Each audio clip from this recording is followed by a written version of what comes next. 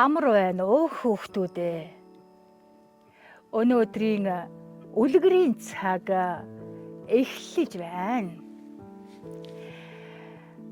Монголын ардын аман зохиолын нэг сэдэв болох үлгэр нь хүүхэд багчууд та бүхнийг хүмүүн болж төлөвшүүлэхэд эрхэм үүргийг гүйцэтгэдэг.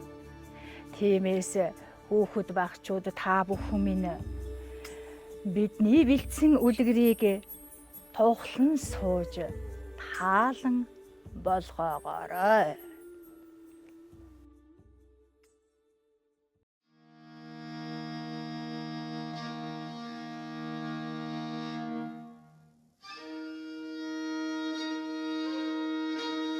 Эртээ урдын цагт могойд их сайхан дуутай нэг бөмбөр байжээ.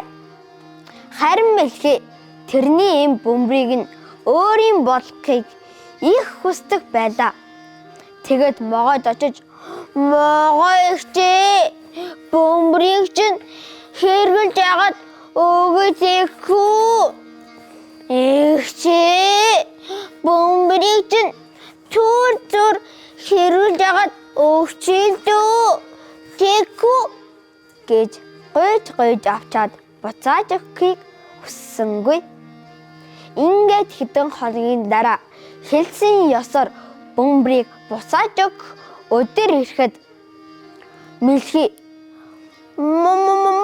"Могойчээ, би болгоомжгүйгээс л болоод таны эм бөмбөрийг тий.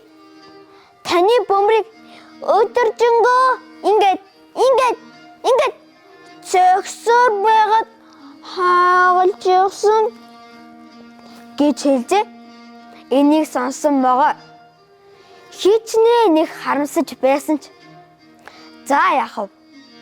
Нэгэн тагарсан бөмбөрийг одоо яалтаа ч юм билээ дээ" гэж хэлжээ.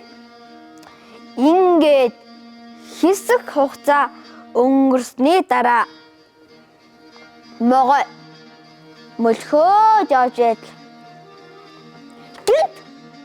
тариан талбайн тэндээс бөмбөрний танилтуу сонсогдож байгийн шүү. Могой сэмээрхэн мөлхөөд очоод харсан чинь